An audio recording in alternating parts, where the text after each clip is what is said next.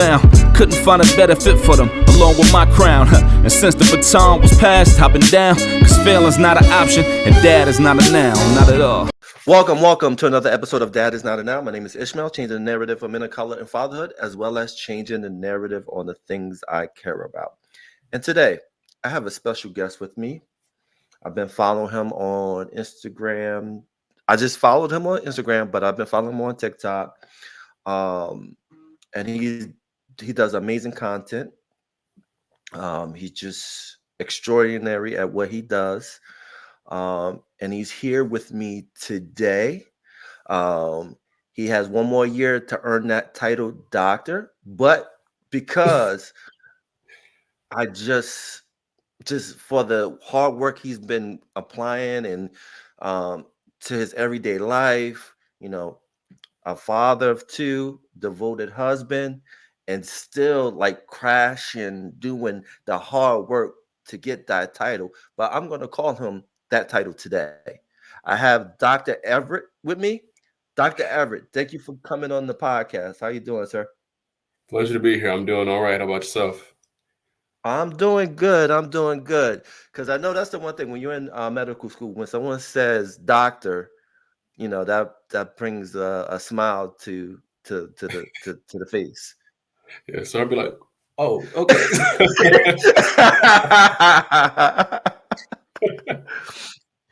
And I ask, this is the main question I ask all my guests because I'm all about mental health.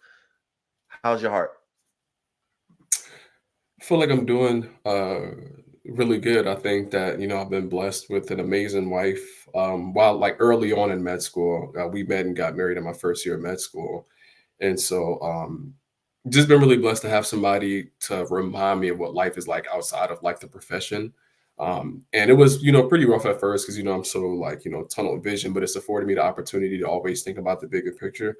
And it's great. I think like mental health is something I always prioritize. Sacrifices are necessary sometimes, but like, up to a certain extent. So I'm just really happy that I've been able to like, be in a good place. And then also, how do you pour into yourself? Because being in the profession that you're in, you see so much, and I know it's got to be draining. So, what are some of your coping mechanisms for yourself personally that get yourself ready to just take on the things that you have to take on? I would say I do like a lot of proactive coping as opposed to like, reactive. I think that sometimes like I've always been very cognizant of how much like the workload. And so quite often I see some of my classmates like, try to go as hard as possible and then, burn out really fast. But they just, we all have good intentions. But at the end of the day, it's like, I make sure that, I can't go 100% at school because I can do a solid 85 to 90 because I got to present myself well at home. And I think just like, allocating and delegating certain tasks and like proportioning my time wisely allows me to stay like in a good space. And then also reactively just doing like certain hobbies, fishing, just like simple things, spending time with the family, going to hang out with the guys, just a lot of casual things that I am very intentional about throughout the week. And I think that's important too, because I don't believe in the idea of work-life balance. Because I've told this to people in the past, is that you're taking something away and adding to something else. Like if you're a CEO of a company, you're taking away quality time for your time with your family to focus on your business.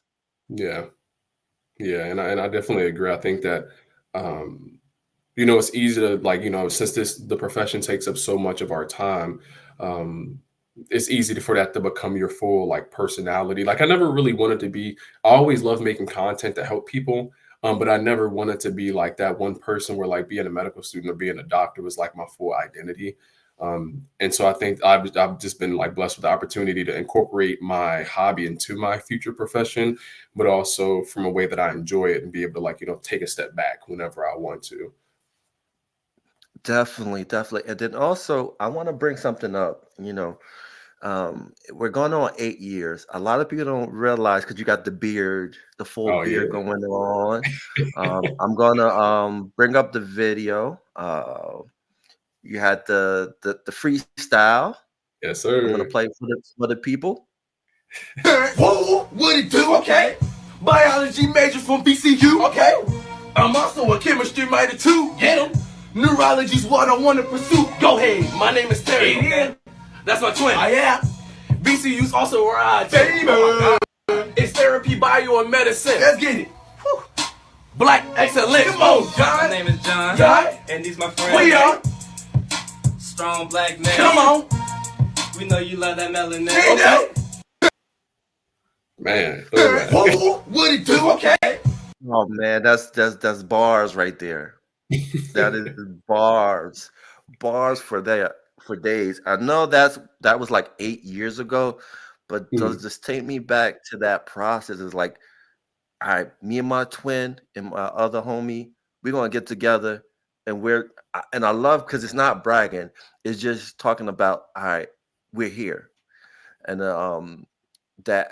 the expectation that a lot of people, coming from where you're coming from, they don't see that. But so just taking me into that process, like, yeah, we're gonna do this. And I know mentally you guys thought it was gonna blow up, but it did blow up. But just talk about that early conversation, like we're gonna do this and we're gonna put it on social media. Yeah, so the crazy part about it was that I think we dropped it on the 16th of January. It was sometime around like Martin Luther King's Day. And the only reason we recorded it was because we got snowed in. And so we lived on like the way that my undergraduate campus was, is you have like the main campus where like all the action takes place. And then there's like a other campus that's probably about like a mile away. But like, we take the shuttle, but the shuttles were closed down. The dining halls were closed down. Everything was pretty much closed down. So we were going on about 2 days of being snowed in. And me and my brother, like we used to just freestyle just to like just a geek, like, it was never really anything serious. But John, he had lived down the hall, and then the person recording it, my boy Skylar, he lived like directly across from us. And so we were just hanging out, chilling one day, and Terrence just like threw on a beat and started like freestyling or whatever. And we were like going back and forth. And Terrence had written his whole verse. Like, okay. And I was like, write that down. And so I like did mine. And then John was like eating pizza rolls or something down the hall. So we just went and got him and was like, yo, like, you want to record a video? John, like, laid down his stuff, and then like we just recorded it and then dropped it. And like, like you said, like we never thought it would be big, but it blew up. And it's been crazy ever since. But I think it was like it was like we were telling the world that like this is something that we were going to do. But I think mainly just reiterating it to ourselves that like, it's possible. And even though it's not much of us, especially at a PWI, we're going to do it anyway. So it worked out. And then like looking back 8 years, 8 years ago, now you're on your verge of being a doctor. I'm calling you a doctor on the show because, you're at the finish line. But just perspective wise, like you were like speaking into existence that this is your passion and you're going to be a doctor. Just like Monday night quarterback for me, that thought process. Now you look back at that video, like talk about that. Yes, I mean, honestly, like, because I think that there's multiple different paths just that we take in life. And so like career changes happen, things like that happen. So I think that manifesting that I would be a doctor was something that was very important, not from the fact of like this is the specific thing that I'm going to do regardless, even though I was like pretty headstrong about it. It was more so like this is the goal that I said that I wanted to reach, and then like I'm professing that this is going to happen. I could have switched to something else and I still, would have went as hard. But kind of putting that into the world set this level of accountability that, as I went through sophomore year, junior year, senior year, I was like, I don't really know if I want to be a doctor, but it's like, I can't give up because I done told the world, and they like, they already said they was rooting for me and rooting for us. And so, just that level of accountability, but also being fully aware of, not knowing what to expect on the process, but believing in myself and believing in us enough to know that once we set that goal, we can then achieve it. Definitely. And then as a dad, have your kids seen it? Well, I got two Shih Tzus. I got two dogs. Okay, okay. Yes, so no like kids yet, but Okay. when it comes to residency, me and my wife are planning on matching somewhere in the Northeast, and then starting the family. Definitely. But you gotta be an uncle, so you gotta have nieces and nephews that's Mhm. young. So have they Yeah, seen the video and do they think you're the cool uncle? yeah, I got a lot of nieces, a lot of nephews. They'll usually call, or like sometimes like the video just pops up randomly, and then like catch some heat, and then like they'll send it to me, and they'll be like, oh, like this is cool, and such and such. And so it's pretty cool to like kind of motivate them and inspire them, and have those conversations, because like they're like, I want to do such and such, but I don't know where to start, I don't know where to go. And so yeah, they think I'm the cool uncle, they think I'm the cool brother-in-law, they think I'm the cool friend. But I think overall it's a pleasure to be able to like serve as like a mentor in any type of way, because even though I haven't gotten far, I can at least like use certain things that I've accrued over the years to reach back and kind of sow into them. Definitely. And then there was one video I did see was with you and your brother Mhm. and your mom, and you guys did a little Yeah. something together. Talk about that. That was pretty cool. Yeah, so this is we stayed about an hour and a half or so away from my house, like from college. And so once the other videos started doing good, it just became a running joke in the family, like in our household.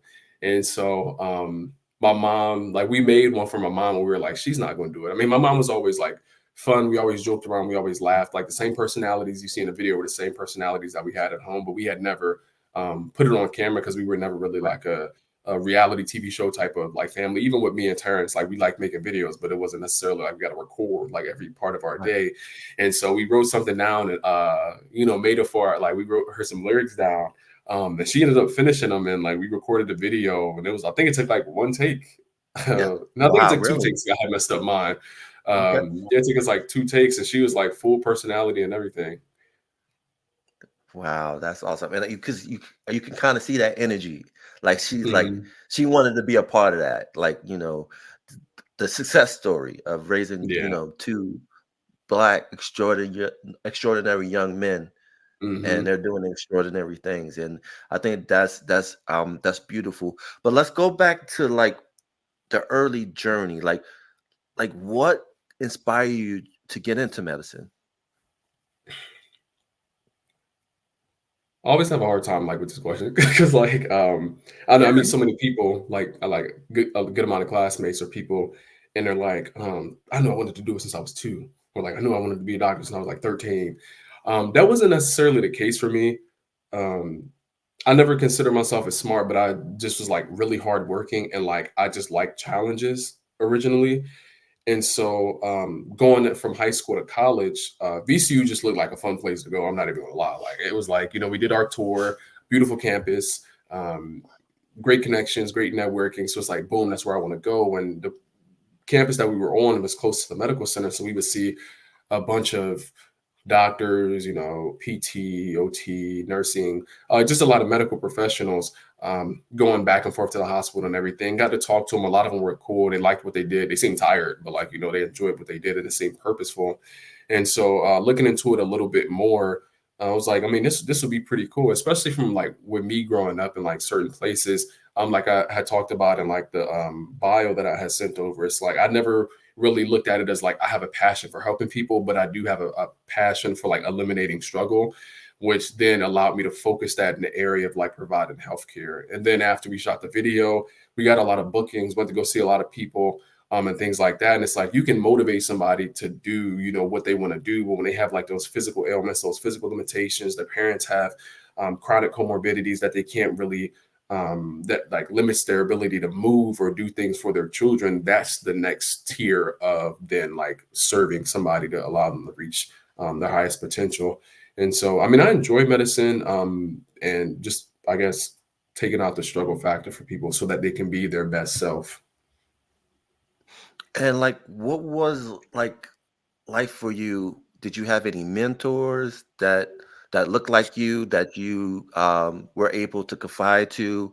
because that's the one thing. It's like in medicine, you don't see a lot of people that look like you in that field. You know what I mean? They're Mhm. scattered around, and sometimes if they're scattered around, sometimes what happens is they kind of, stay to themselves because they're trying to move up and things like that. Mhm. So just talk about yourself and like finding mentors and things like that.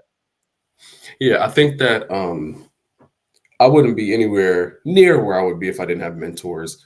Um, Starting like with my family, and we didn't grow up with a lot, but the mentorship of like my parents making things happen, and then like seeing the transparent aspect of like what our situation actually was, and the sacrifices that they had laid down to make sure that we were taken care of, and like learning that work ethic, and then progressing into higher education, and then not necessarily knowing how to navigate that, but then having a lot of mentors, specifically a lot of Black men and Black women as well, kind of coach and teach me and like pour into me. And then coming into medical school, meeting a bunch of medical professionals who just want the best for you, and knowing how hard the struggle is. Like, it's different when you have like other people who don't necessarily understand the background, they don't understand the struggles that you face, like being um, African American, but at the same time, it's like they can give you realistic, I guess, realistic advice for certain domains. But it's something about like having a Black mentor who's a few steps ahead of you, will be ahead of you. Is great. Like, I did a panel one time, and my friend Jesse, he's a dentist. He just smashed into OMFS, orofacial maxillary surgery. I think that's what the acronym means. But he was like, he gets a mentor 1 year ahead, 5 years ahead, 10 years ahead, and 20 years ahead. And that allows him to like copy the steps immediately from the person ahead of him. 5 years down ahead, like they're a little more seasoned, but they're still learning it. 10 years ahead, so you can like say, okay, this is when things finally start to slow down. And then 20 years ahead, for like that financial wisdom, and like just the wisdom aspect of spending years in the profession. So definitely need mentors. I'm always open for new mentors. I love mentorship. I mentor people as well, but I love mentors. Like this, it's a cheat code, No, I feel you. And then just talk about that power of being a mentor, because Mhm. one of my favorite lines is from Wall Street 2, which I know a lot of people don't like that movie because it was a horrible movie. But Mhm. one of the greatest quote from that film is, before you become a mentor, you have to be a protege. And Mhm. you've been through your journey as a protege, and now you're a mentor. Just talk about that um, power of being a mentor and the highs and lows of being a mentor. Mhm. It allows you to have a certain level of empathy, but also a certain level of humility. I think that people who consistently might go through life and only have mentors and not necessarily serve as a mentor, it's only one sided, and so they don't really get the full dynamic of receiving and then pouring into other people. But like with the mentors that I have, for example, like I'm mentoring kids who are like still back at home, pops in prison, like some still on the street, such and such, and they confide in me. So you get to see what these young guys are thinking. Like, you might see a young dude on the street and like, might be selling whatever, but the conversation that we have, he's a real good kid. He's doing these things just to make like either ends meet or trying to fund his education. And he is thinking about things in terms of like what his 5 to 10 year plan. So even though he has to make sacrifices and do things that aren't necessarily ethical in a lot of other people's position, is something that's that may be a necessity for him. So I think that like, serving as a mentor allows me to see like the true colors of people. It allows me to see how I looked coming up. And it allows me to also connect them to people who then I can connect them to as a resource. So I think is real power. And like when it comes to like the highs and lows of mentorship, the highs I would say is just seeing people figure it out, see people find a way. When you're a mentor, like when you're a mentee, then like gets to like a level where they feel confident and they can help you. Like it's a two-way interaction. I would say the lows of mentorship is number one, got to be very conscious of self-preservation. I think that like you can quickly overextend yourself if you don't know like the limits and boundaries that you have to preserve, like not only your mental health but also like the health of your career. And then like other lows is just like sometimes like certain mentees may relapse, some might end up, back in jail. Unfortunate events where like, young men pass from like shootings or, just really unfortunate events. And just knowing like how their true heart was as opposed to like what they were perceived as or like their circumstance. It's definitely a roller coaster with mentorship. But I think that it's well worth it. It's a high return. Definitely. And one of the high returns is I'm going to bring up another video because you have an alter ego, Dr. Durag. Yeah, yes, sir. which I enjoy because the reason why I enjoy this Dr. Durag because it reaches the next generation, right? Because I think one of the struggles is that how do you reach the next generation? You have to meet them where they're at because you can't wait for them. And what I love what you're doing, I'm gonna play a little bit of it, but what I love what you're doing is you're reaching them to something that they can connect to. So I'm gonna play a little bit of it. 206 and I'm counting. I got these bones all in my body. 206 and I'm counting. Parietal, occipital, frontal bone, temporal, orbital, maxilla, zygomatic, mandible, C7, cervical, scapula, clavicle, vertebra connect to the sternum. The rest of spine is gonna support. And if you want to watch the rest of it, you have to subscribe to his channel.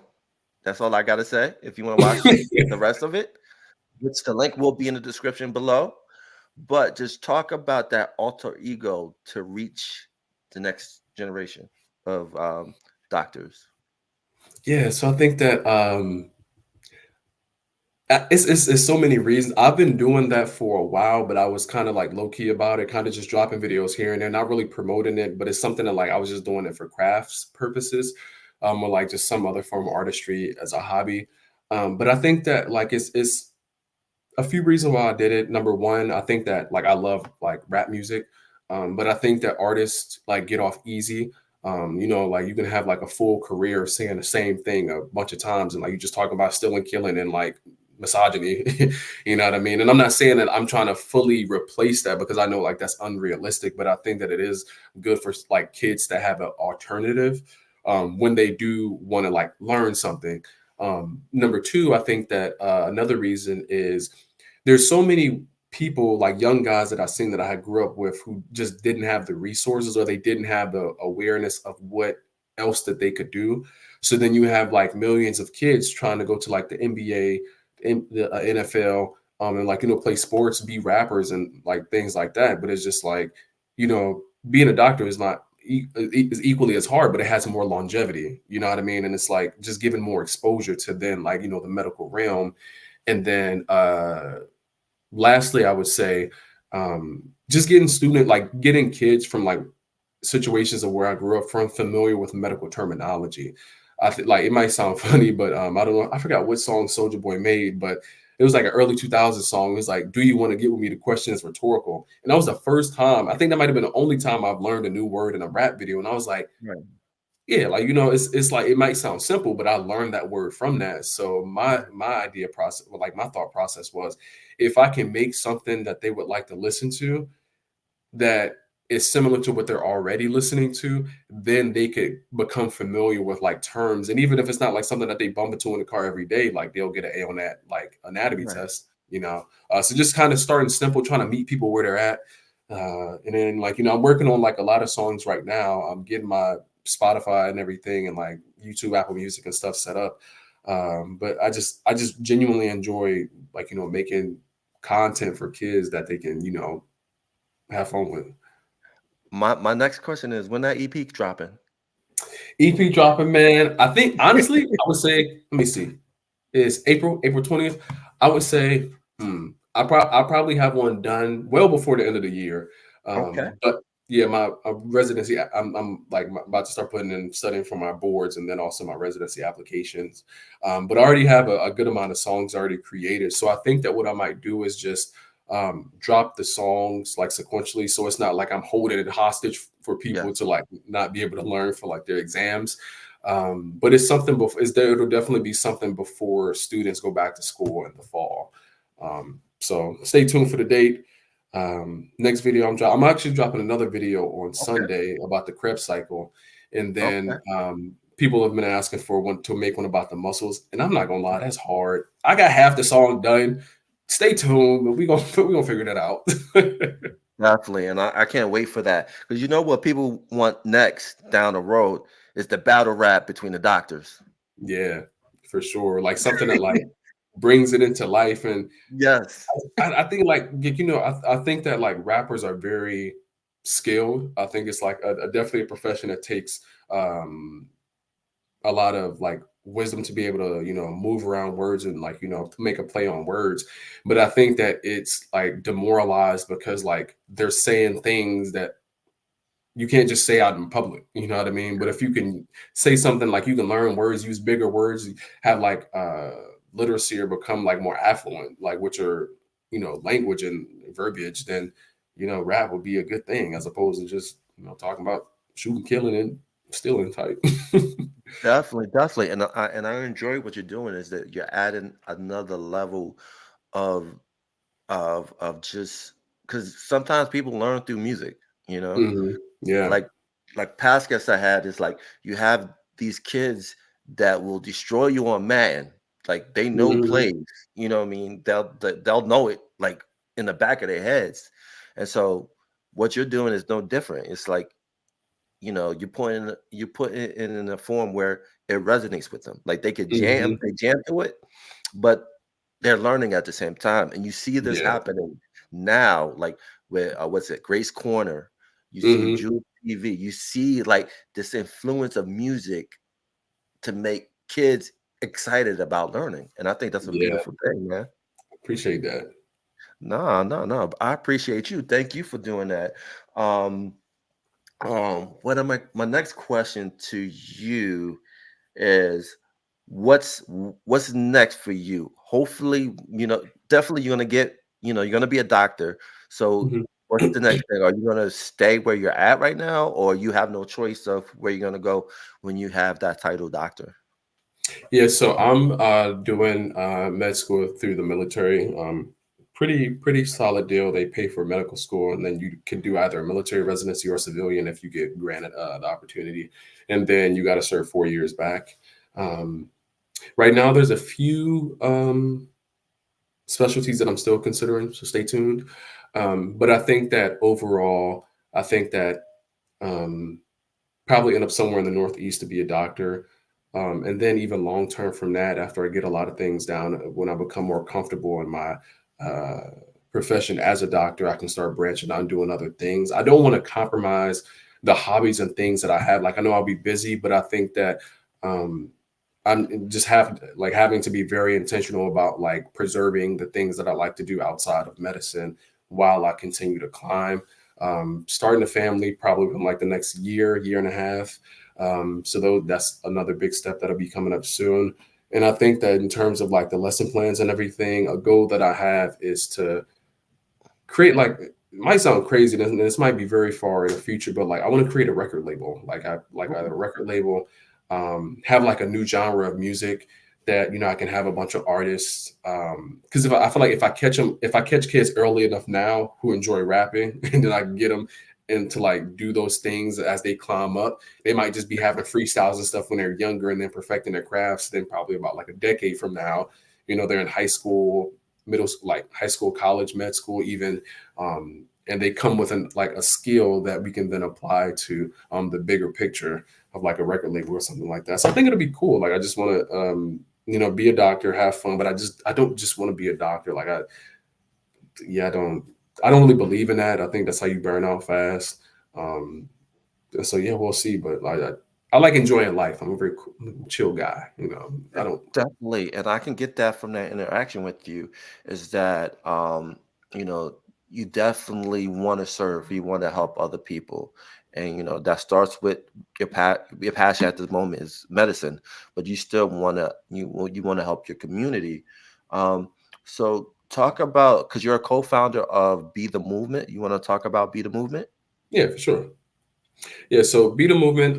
So after we dropped the first video, we started getting bookings. People started asking us to come visit, things like that. But like, I think it was just like a bunch of legal stuff that my parents wanted to protect us against. So we had founded Be the Movement under a 501c3, 501c, whichever one of those things. And so then we started like, taking in proceeds and being able to donate and do those things. And so that's basically what our main thing has been under is Be the Movement. Me and Terrence have like branched into like 2 individual artists who still like then make music for Be the Movement. But yeah, it's just something like we go under that name together. But then if we do like, say for instance, if I was to drop a song, it'd be like Dr. Durag featuring Universal Drive, which is Terrence's name. And so it's kind of like our record label, so to speak, but also a way to like, we do events, do speaking engagements, panels, things like that. And so it's been really helpful with like localizing a lot of like press or communication. No, and I think it's a great thing what you're doing because, you by creating Be the Movement, you're creating this engagement of like people to learn, especially if you want more and more people of color to get into medicine. Let's say if they don't want to get into medicine, but at least they have an avenue to go to, because Yeah. for the longest time, that avenue has been blockade for the longest time. And the only way you will be able to do something like that was go directly to HBCUs. And so now with Be the Movement, what you're doing is like, hey, there is, if you're really dedicated, there's an avenue here. I've done it. I'm using music as a way to get you into that door, but it's up to you if you want to do that. And so, yeah, I appreciate you doing the with the Be the Movement. It's a beautiful thing, man. I appreciate that. It's been a long time coming, and still pushing forward. So it's been a fun journey. Had like a lot of ups and downs, but I think throughout the full process of maintaining Be the Movement, it also like has been able to help out with like medical school and just other aspects of life. So it's always appreciated. And this is my last question. Is again, I think it's been a struggle for doctors, Black doctors, to get young people engaged and want to learn about medicine and the different fields. What advice do you have for people that's like, in the dark of how do I engage with the next generation to get them interested in getting into medicine if they don't want to do medicine, other fields when it comes to being a doctor or in the medical field in general? I would say, and I guess like from my personal experience is that I think the reason I've been able to engage in like content that students and like young like Black kids want to engage in is because like I look a little bit older, but I'm like 27, and like that might seem a little bit older to like a lot of kids, but like I still consider myself like a young Black kid. Maybe I need to grow up. I don't know, but I think that like it was like for like my situation wasn't like I got into med school, like I was pursuing higher education and I wanted to reach back. So I then started going into those communities to talk to children. It was like, no, like that's how I grew up. And like when I go see these kids, like I'm just like around people who I'm comfortable around. I just happened to go to medical school.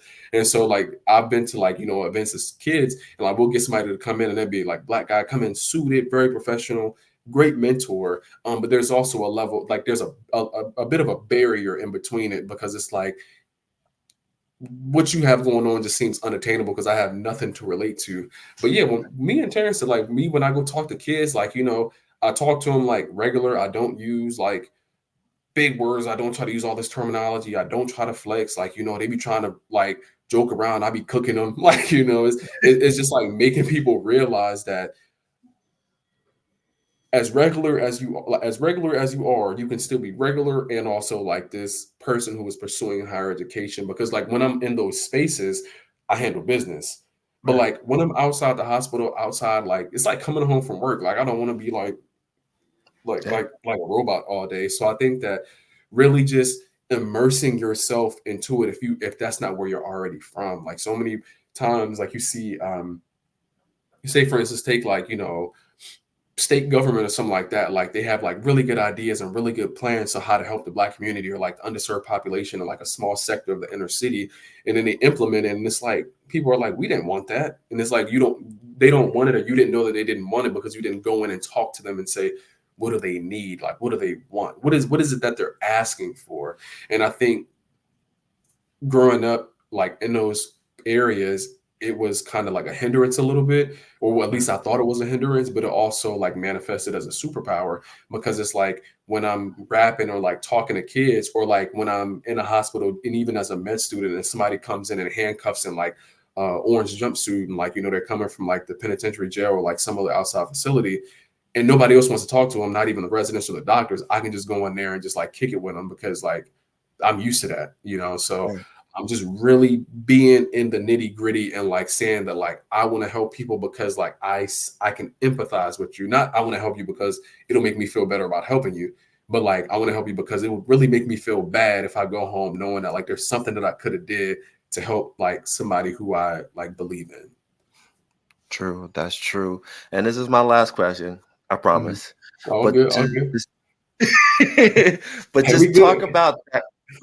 Just talk about that power of when the OG give you a head nod when you're walking in the hospital and you got the white coat on, and like you see this OG and he's like giving you that head nod to recognize you, like, yeah, I'm proud of you. Like no words are spoken, just that head nod. Just talk about that power of that head nod. Man, God, that's gotten those days have gotten me through the day so many times. Like one of those long shifts, man. Like I be working probably like a 14-hour shift, just standing still, you know. But then I'll like walk out to like the waiting room, and then like talking to the family after we just got out the long surgery, and then like the doctor comes, talks, and like this is what the complications were, or like surgery went well, this is what to expect like while they're in like the post-op setting, and like kicking it with the family, and afterwards it's just like, I'm so proud of you, like I ain't even do nothing, but it's just like, I just stood there, but it's like being acknowledged, and not only for myself, but also like because at first I thought it was like, oh, like they were just proud of me because like the Black doctor, it is what it is. But I think that like I'm starting to realize that it's like there's so many people that sacrifice, not only in my bloodline but in their bloodline too. Like they understand that the position that I'm in is not because they couldn't be in that position, but it's because there's other things that happen in life where they have to focus their energy elsewhere, or they're helping people in other ways that manifest or look differently. And so like to have the opportunity, like I have the opportunity to take advantage of the opportunity granted to me to then help people. And it's like just being acknowledged for that is just one of the best things in the world. And then also just like walking into a room and like after like a person who isn't Black who's talking to a family, and then they leave, and then it's just me and the family, the difference in the conversation is drastic. Like I found out things that are like pivotal to the care plan that would have never gotten discussed, because it's like there's like this conflict theory of like hesitancy to fully like vent to the care team, to where patients sometimes they are reluctant to advocate for themselves because they don't want to just be like dismissed. Right. They don't want to really talk about the exact things that they're feeling, or if they're talking about things that they're feeling and it's kind of getting pushed off because they think that like Black people just have a higher pain tolerance. And like these people are coming to the hospital with multiple multimodal pain. Like it's not just physical pain. Like it's certain things that like, yeah, I'm physically in pain. I had a heart attack, but I'm in the hospital for 3 days for something else. And then now I got to miss out on I got to miss out on 3 days of a paycheck that my family needs. I understand that. Like my parents like did a lot to struggle to make sure I got there. And so when somebody says or like thank you, or they give me the head nod, it's like they're thanking me for being able to understand them and like help them with things that like other people just can't do. And I'm privileged to be able to like serve in that way. Like it's amazing. Like shout out to God. But like, yes, it's amazing. For real, man. This has been an amazing conversation. How can people find you? So on Instagram and TikTok, I'm at Terry_the twin.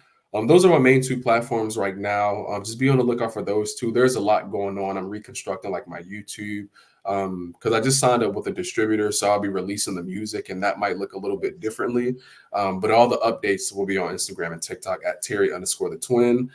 So stay tuned for more. Dr. Durag about to release the EP, you know, before kids go back to school, and it's going to be a lot. And if anybody wants to help get on board, collaborate, I'm more than willing because sometimes I ain't got a lot of time, so it'd be cool. That's dope, man. And this has been an amazing conversation here on the podcast. All the links will be in the description below. You can find me on Spotify, iTunes, YouTube. Just Google That Is Not a Noun, and you'll find me. Again, this has been an amazing conversation here on this podcast. Like, subscribe, and all that good stuff.